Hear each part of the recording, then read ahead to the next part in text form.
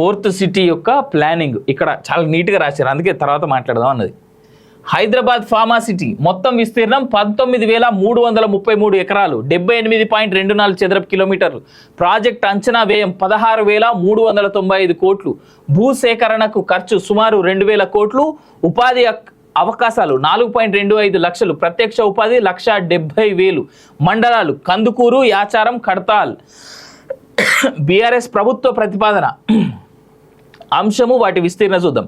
Pharma NIMS pharma ఉత్పత్తుల కోసం 13,030 ఎకరాలు. ఫార్మా సిటీ టౌన్షిప్లు 1,593 ఎకరాలు. ఫార్మా యూనివర్సిటీ 630 ఎకరాలు. ఫార్మా R&D 4,080 ఎకరాలు. ఫార్మా సిటీ భూమి 19,333 ఎకరాలు అంటే చూస్తా ఉన్నాం. ఇటు కడతాల్, యాచారం, కందుకూరు సైడ్ ల్యాండ్లు కొన్నోళ్ళ రేట్లు ఇవాళ ఆకాశాన్ని దాటుతాయి, నో డౌట్. ఆల్రెడీ అవి అక్కడనే ఉన్నాయి. 40 కోట్లు 50 కోట్లు పోతా ఉన్నటువంటి వార్త అట్లీస్ట్ 20-30 కోట్లనే పోతా ఉండేనట. ఇప్పుడు ఇది అనౌన్స్మెంట్ తర్వాత ఆ ఫార్మా సిటీ పేరుతో ఆ చుట్టుపక్కలంతా ఎట్లయితే పోయినాయో ఇప్పుడు అదే రేట్లో అదే రేంజ్లో మళ్ళీ పైకి పోతాయి. గత ప్రభుత్వం ఏకంగా 19,000 ఎకరాల్లో ప్రతిపాదించిన ముచ్చెర్ల ఫార్మా సిటీ వీడనున్నది. కాలుష్యం బారిన పడితే తమ గతి ఏం కావాలన్న లక్షలాది మందికి సమాధానం దొరికింది. బీఆర్ఎస్ ప్రభుత్వం చేపట్టిన ప్రాజెక్టు స్థానంలో కొత్తవి రానున్నాయి.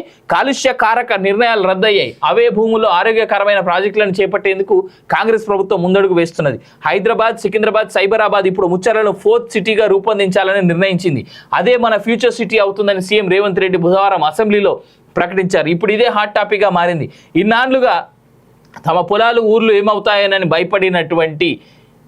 భయపడిన మహేశ్వరం, ఇబ్రహీంపట్నం నియోజకవర్గాల ప్రజలకు ఉపశమనం లభించింది. ఎల్బీ నగర్లో 30 ఎకరాల్లో సిరీస్ కంపెనీ సృష్టించిన భయోత్పాతాన్ని సీఎం ప్రస్తావించారు. అలాంటిది ఇంత పెద్ద ఫార్మా సిటీ వల్ల ఉత్పన్నమయ్యే కాలుష్యానికి ఎంతమంది బలవుతారన్న ప్రశ్నకు సమాధానంగానే కాంగ్రెస్ ప్రభుత్వం కొత్త ప్రాజెక్టులను తెర మీదకి తీసుకొచ్చింది. ఫార్మా రంగంలో రీసెర్చ్ అండ్ డెవలప్మెంట్, వైద్యం, క్రీడలు, నైపుణ్యాభివృద్ధి, ఉద్యోగం, ఆర్టిఫిషియల్ ఇంటెలిజెన్స్ వంటి వాటికి ప్రాధాన్యత కల్పించింది.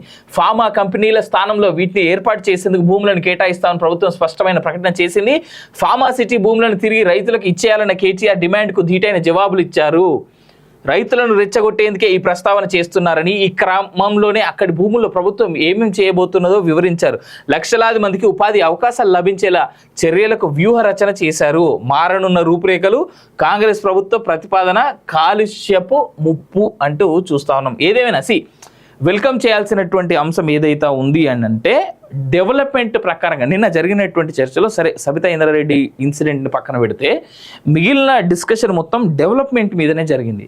So I welcome this. Pharma city అనేటువంటిది దాన్ని పెట్టడం ద్వారా అటు కాలుష్యంతో పాటు డెవలప్మెంట్ కూడా ఖచ్చితంగా జరిగింది. ఎందుకంటే ఉద్యోగ అవకాశాలు చాలా పెద్ద ఎత్తున పెరిగాయి. కానీ ఏ రకమైనటువంటి ఉద్యోగ అవకాశాలు అనేటువంటిది చాలా పెద్ద ప్రశ్నగా ఉండుండేది.